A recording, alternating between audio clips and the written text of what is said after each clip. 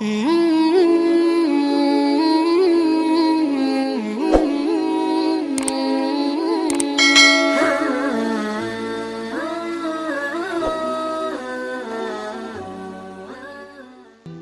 ada kisah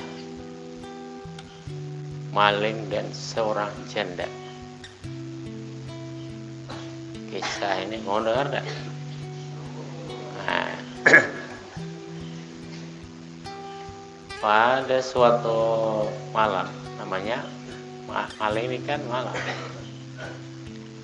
Sepanjang malam itu ya tidak ada yang dicuri sampai pagi.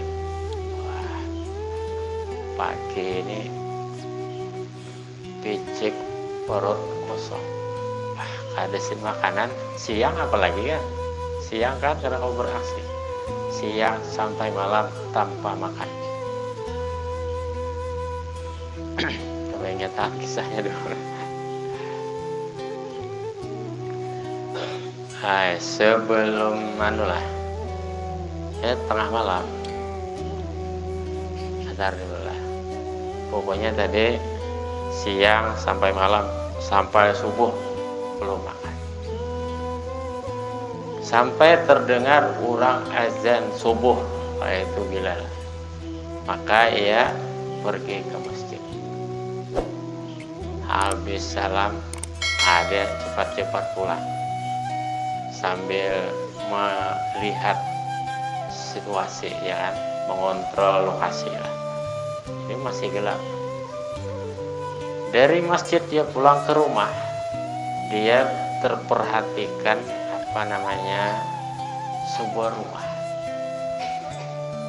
Nah, dalam pikirannya rumah ini hanya dimiliki oleh seorang janda, karena jandanya tidak ada suaminya, ya. Suaminya meninggal di peperangan barangkali. Ya sudah, katanya, ini untuk malam berikutnya. Yang penting sudah ada spot, bahasa mancing juga. Sampai sepanjang siang sampai malam. Jadi 2 siang 1 malam sudah. 2 siang 1,5 malam sampai tengah malam. Diintipnya, diperhatikan rumah itu tidak ada orang, tidak ada laki-lakinya. Pas ini sudah tengah malam, dia masuk dari belakang apa dari atas apa dari bawah, Anda tahu juga ya. Pokoknya masuk lah. Nah, ntar dulu pas subuh tadi, dia subuh tadi mendengar ceramah Nabi, yaitu man yattaqillaha yaj'al lahu makhraja. Barang siapa bertakwa pasti ada ya solusinya daripada yang halal. Nah, jadi dia kan tidak sengaja juga mendengar ayat itu atau ceramah Nabi itu. Malam itu dia masuk di gelapnya malam, karena dulu kan belum ada sinter HP kan dulu itu. Jadi di gelap malam di rumah itu pas ketemu namanya Siwan Meja. Di sana ada kurma, wah macam-macam dah. Jadi ketika mau mengunyah misalnya menyuap kurma itu, teringat ceramah Nabi, man yattaqillaha yaj'al lahu makhraja. Orang bertakwa pasti dia ada solusi. Nah, jadi dia makan kurma, jalan lagi. Ketika jalan ternyata dia masuk ke suatu lorong, kamarnya si janda aja tadi. Entah berkamar atau tidak, Anda tahu juga ya. Nah, ternyata dia menyentuh sebuah batang tubuh. Wah, ini rezeki nomplok kan ya bilangnya. Wah, ini istilahnya seandainya dia wong Jawa ya, rezeki nomplok ini. Nah, ketika mau action, wah, teringat dia ceramah Nabi, man yattaqillaha yaj'al lahu makhraja. Barang siapa bertakwa ada nanti dia jalan keluarnya yang bagus. Udah jadi kalau begitu, biar aja aku lapar 2 hari 2 malam penuh. Keluar dari rumah itu sampai terdengar suara azan subuh lagi. Dia ke masjid sudah. Mendengar ceramah lagi. Sehabis ceramah, ada seorang jemaah perempuan mendatangi Nabi, wahai Rasulullah, rumah saya kemalingan. Apa yang hilang? Gak ada yang hilang, cuma semua terbuka. Sampai mana terbuka? Nah, suamimu mana? Kan sudah gugur di perang. Ya sudah. Kalau saya nikahkan bagaimana? Terserah Rasulullah. Nah, Nabi rupanya tidak menaksir atau tidak suka juga istilahnya kan. Maka Nabi pengumuman, siapa yang mau nikah belum nikah angkat tangan. Maling tadi pertama mengangkat sudah. Maling tadi masih hadir dia.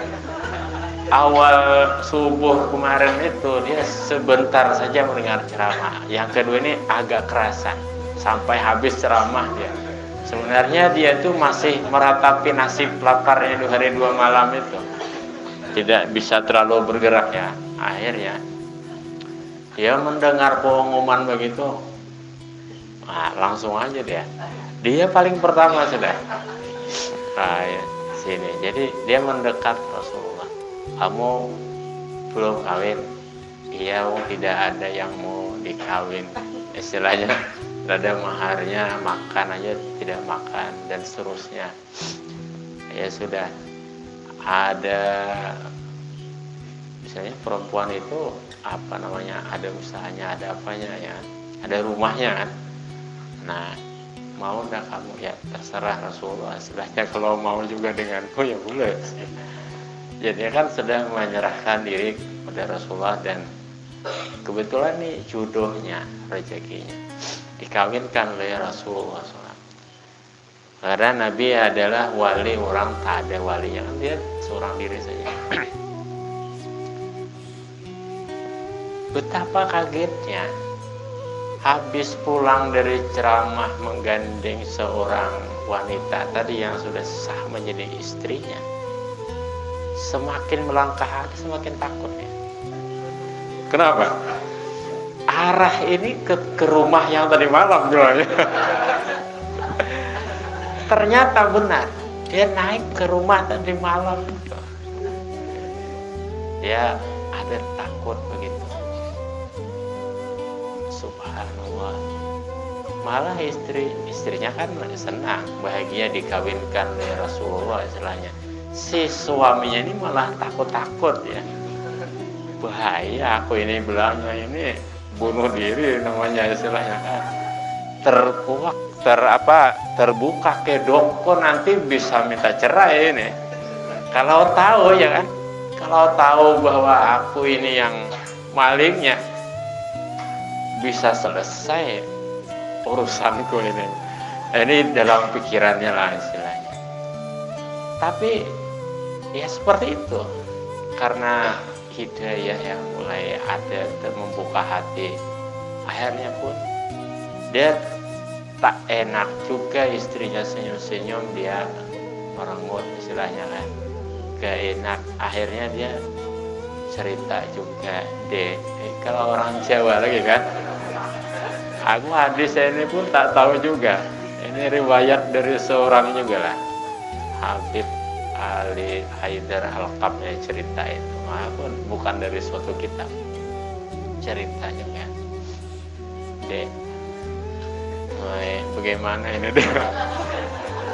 Sulit lah, ya, sulit diceritakan sambil berderai air mata, sambil bercampur bahagia.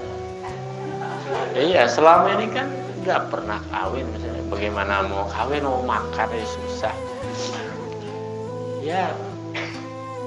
Ya sedih bercampur bahagia, didesaklah oleh istrinya, ada apa mas, ya kan, mas Rana. Mas apalah, Mas Selam, Mas Ton ya. Ya sebenarnya deh, maling melamtar itu adalah aku bilangnya. Aku ini ya terserah kamu lah mau mencampakkan aku mau bagaimana, tapi aku jujur, maling melamtar itu adalah aku.